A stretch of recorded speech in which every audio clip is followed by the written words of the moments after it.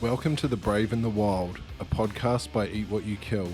I'm Tim Kavermann and I'm flying solo again to follow up on my Burnout podcast with 7 tips on how to nurture your mental health.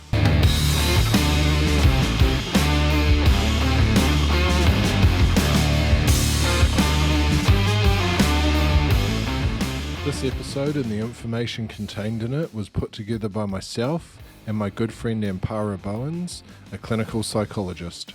There's many ways to nurture your mental health, and these are just the top 7 that I've found helpful in my life. And since the burnout episode, the biggest question aside from telling the difference between burnout and stress was actually how to deal with the aftermath of it. And for a lot of people, that was being left with a sense of depression, anxiety, even after the burnout symptoms had gone and, life had been adjusted to stop it happening again.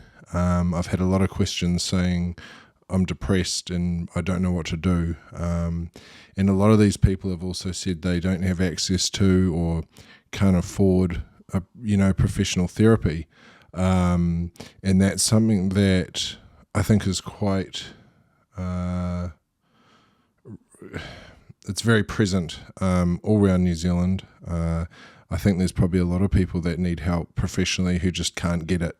So in an effort to put some more tools out there, these are the top 7 tips that I can give you for nurturing your own mental health. And this is all stuff you can do alone and with the support of family without necessarily needing the help of a professional. The first point I'd like to talk on is connection. In us humans, connection lives in our prefrontal cortex, the brain region responsible for, among other things, personality expression, decision-making, and our social behavior. In times of stress, it's super easy to retreat and isolate ourselves. I know I'm guilty of it. Sometimes it actually feels super productive to do this. When it comes to our well-being, other people matter. By nature, we are social beings, and to deprive ourselves of connection is to go against our often subconscious need to be involved in relationships on all levels. Taking time to strengthen and establish relationships is important. You are cultivating a sense of belonging and self-worth.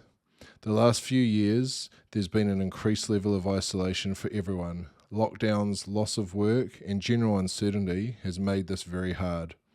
It takes a toll on how we feel and how we operate on the daily.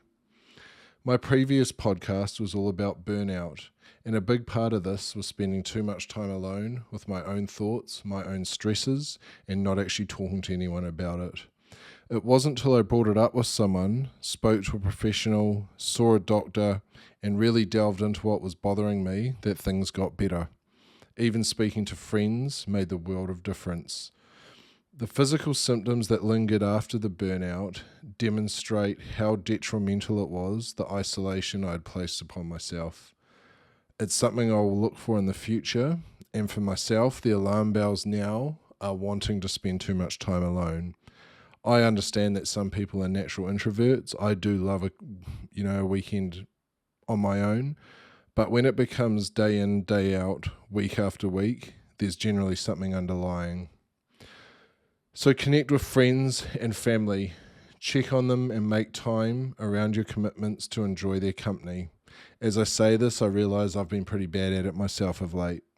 Arrange catch-ups, get out on some missions, go spearfishing, go hunting, speak to someone new. Make it an ongoing part of your schedule, just like going to the gym or brushing your teeth. If you think back to a time when you felt unwell, were you in a cycle of isolation? Did you close off and go inward, or did you push yourself outwards and talk to people about it? I think you'll find in a lot of cases that the instances where you talk to people, you came out of it a lot better. My second talking point is around gratitude. In essence, practicing gratitude is the art of recognizing and celebrating all the good things that happen to us, the things that often pass us unnoticed, the things that people do for us, and the things that we do to add positivity to our lives and for other people. Gratitude is a selfless emotion that we use to form and strengthen relationships, and studies have proven its practice to be of benefit in helping people feel happier, especially those suffering from emotional turmoil. While the benefits of gratitude can take some time to appear, a consistent practice can unshackle us from a negative thinking pattern and toxic emotions. It's not something that needs to be shared verbally or even publicly. It can be a daily personal exercise that over time will help us retrain our brains and our thought patterns to operate in a more positive way. When I'm on a roll with this practice, I try and think of 5 to 10 things every night before I go to sleep that are really good in my life, that are good throughout the day, or that I have coming up that will add positivity to my life.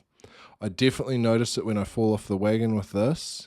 My thinking patterns are a lot more negative. When I'm doing this daily, I can't help but feel more positive. I've spoken to a number of people who make this a part of their daily routine. They note that their relationships are better, they feel less guilt, more empathy, have better sleep and energy, and a greater appreciation for where they are in life and what they have. This is also a good tool to combat the ever-present feeling of comparison to other people. Social media, in my opinion, has played a huge part in this. Having a stronger and healthier outlook, in turn, will help us move away from the things that hinder our mental health and well-being. How can we practice gratitude? There are many ways, shapes, and forms, but there are 2 that I like, which I think are easy to implement and take a little bit of time in our busy days. One is, as I've already said, before you go to sleep at night, just think of 5 to 10 things that you're really grateful for and happy about. The other way to do it is to do this before breakfast. Silently consider them or discuss them with someone around you. Another way to do it is to download an app called the 5-Minute Journal. This was actually given to me by my friend Krista, and each day it provides you with some inspiration and a prompt for you to complete a morning and evening entry that ensures you start and finish each day on a positive note. I actually haven't used this for a while, but as I say this, I think it's time to get back on that wagon. I notice a quick downturn in my own thoughts when I let this slip. Give it a go, but if you decide not to, make practicing gratitude in your own way a part of your consistent daily schedule. If you already make use of this amazing mind hack, please let me know how it helps you and what benefits you've noticed. Third on my list is resilience. I understand resilience means a lot of things to a lot of people. To me, it refers to our ability to see failure as a form of feedback and come through life's knockdowns with a positive attitude. There's a saying I've always loved that goes, "We grow through what we go through." It's something I had saved on my phone for a very long time, and I've always associated it with resilience. I believe it's our ability to adapt and learn from significant adversity, trauma, and tragedy. Being resilient doesn't mean that you don't experience downturns in life. It's more a description of the behaviors, thoughts, and actions that we as humans can all learn to develop to get through tough times. If you're going through hard times now, please know that you're growing, and a time will come where you'll feel the newfound strength and desire to face challenges head on. Like training our muscles and endurance for a big mission, resilience takes time and effort to grow and develop. We can intentionally work on aspects of our lives and make daily choices that will ultimately determine how resilient we are when things aren't going well. Life changes for the good and the bad. It's inevitable, and it happens to everyone. We want to not only survive change, but grow and thrive as we make our way along our chosen and usually uncharted paths. Developing a resilient mindset looks different for everyone. I totally get that. Our experiences, our reactions are all unique, and our internal thoughts and processes are all very personal to ourselves. There are many ways to train resilience. For me, it's getting outside my comfort zone. It's something I've pushed and spoken about so many times, and it's noticing and altering negative thought patterns and problem solving associated with these times outside my comfort zone.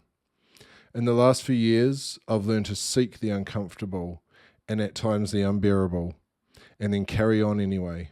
It's a hard-fought journey at times, but there are moments when you realize just how far you've come. We should all work on connection, take care of our bodies and mind, practice mindfulness, support others, set goals, look for new opportunities, and most importantly, know that there will be days when we feel like we're moving backwards. These are the days where we grow and learn. It's all part of the journey, and in time we'll develop a little less resistance and a little more resilience to the new and unknown, and a little more tolerance to pain. Fourth on my list is comfort zones. This is an area I've spoken about a lot. When it comes to comfort zones, this is an area I've done the most work on in my life in the last few years, and it's given me the most noticeable and ongoing results. As humans, we often avoid experiences that bring with them negative and painful feelings and emotions. We narrow our field of view to include the things that we are comfortable with. Why wouldn't we? This is where we're safe. I've learned that stepping outside my comfort zone to face fear head on is one of the hardest but best ways to reduce anxiety, depression, and apprehension about any given experience. It helps in day-to-day life as well. When we safely expose ourselves to what frightens us, we begin to strip away the power and presence of those negativities associated with it. This definitely isn't something that happens overnight. It can take weeks, months, or in my case, years to become comfortable living with the uncomfortable. Each time we chip away at it, we gain strength, confidence, and most importantly, pride in ourselves. Think back to what we said about gratitude. I believe, without reservation, that experiencing doses of stress and anxiety in a safe environment in the pursuit of something we are passionate about is healthy. What we fear the most is usually failure, but if we never try, we'll never know what we're capable of. We all fail at some point, and when we realize the failures and hurdles along the way are what shapes us, it makes us truly believe how worthwhile it is. Don't settle for mediocrity just to avoid a perceived threat. Try something new, try something hard, or something that instills within you a sense of apprehension and fear. Keep in mind this will look different for everyone and should be done with safety as a priority. In my experience, the stronger the initial negative response is, the more meaningful it's going to be. When you conquer it and thrive in your new pastime or passion, you'll realize that the stepping stones to get there were all worthwhile. Leaving your comfort zone behind will build resilience. It will help you get used to change, and it will help you learn to regulate your emotions, which will serve you well in all areas of your life. Next up, we have boundaries. Boundaries are something that took me a very long time to work on, but it's an important part of self-care and the way we define our identity. It enables us to take personal responsibility for how we're treated and prioritizes our own physical and emotional requirements. Boundaries are often unseen and disregarded, especially when they lack clear definition. In setting these effective standards, we build our self-esteem, preserve our energy, and live with a greater sense of confidence and independence. Whether we're talking personal, professional, or relationship-based boundaries, we need to consider our values, our gut feelings, and our rights when articulating what we want and need. Our background, our family, our personality, and the experiences we've had through our life will all play into building these boundaries. It took me years of running a business to discover and communicate what my professional boundaries were. It's a constantly evolving life lesson, one I still struggle with at times, but when I do manage to draw a line in the sand with assertiveness, my life changes. My expectations were clearer, and no one is left feeling taken advantage of. The value of what I offer grew, along with my sense of confidence to take on bigger challenges and projects.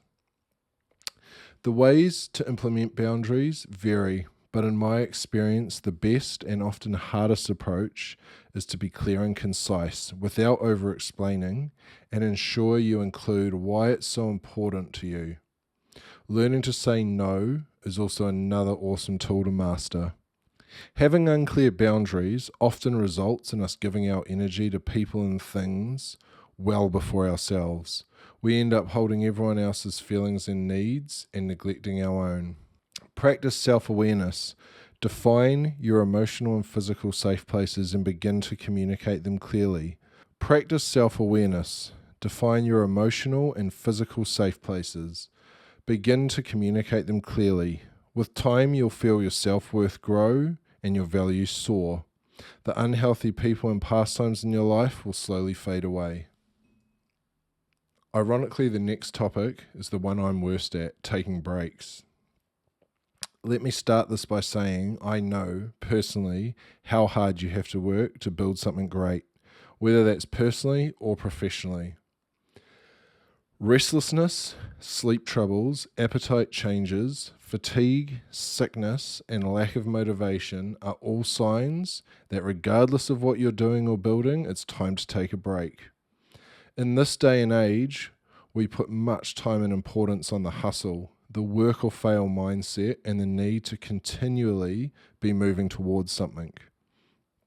Like I say, it does take hard work to build something great, regardless of what it is, but it's become almost a sought-after lifestyle to be relentlessly working and grinding towards a goal. We see the #no days off lifestyle being pushed at us on social media, instilling in us a perception that if we stop for a moment, we'll fall behind. It's just not true.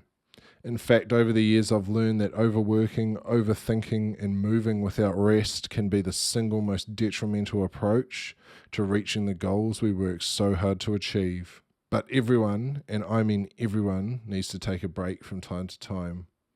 It's often the last thing on our minds, especially when we're on a roll, but without planned breaks, our body and mind will suffer. Take a week to yourself, take a weekend to yourself, a day or an hour. Spend it with friends or family. I'm sure most of us are ready for some respite after the last few years. Learn to recognize the symptoms of burnout. For me, I lost my creativity. I had a never-ending headache, and no matter how much I slept, for days, I spent wading through a cloud of mind fog. Find something that allows you to disconnect from whatever it is you spend most of your time doing. For me, I go to the gym to take a break from work. I stop my responsibilities, I get off social media, and this is my time in the day to recharge actively. You'll be a better boss, worker, partner, and person for it. You will think with more clarity, and it will allow you to focus more on productivity. As a business owner, I know proper breaks can be few and far between, but make sure you do something at least once a week that's selfishly for you. And when possible, disconnect for longer. Take a day, a week, or a month. Inspire those around you to do the same, and you will notice your well-being skyrocket. My final point, and what I believe to be at the heart and soul of positive promotion of mental health, is conversation. Mental health has been a notoriously unspoken subject, yet it plays such a crucial part in our overall well-being. The long-standing stigma around mental health is finally lifting. I see it, and slowly but surely the discussions are happening. None of us are immune to mental health issues, and for everyone it will look different. Regardless of your social status, your job, or your financial situation, at some point you will benefit from having at least a quick conversation with a friend about something that's weighing on you. I've learned that a quick and honest yarn with a mate can have as much impact as a structured conversation with a therapist. A few years ago, I made it one of my missions in life to start talking more about what I struggled with and promote others to do the same. I mostly spoke to close friends, but also with a professional, in an effort to minimize the power my negative thoughts and emotions had on my life, and also to understand where they come from. If you know someone who might be struggling, check on them. It could be a simple message, a phone call, or a visit. You don't always have to understand, but showing you care and are willing to listen will mean more than you'll ever know.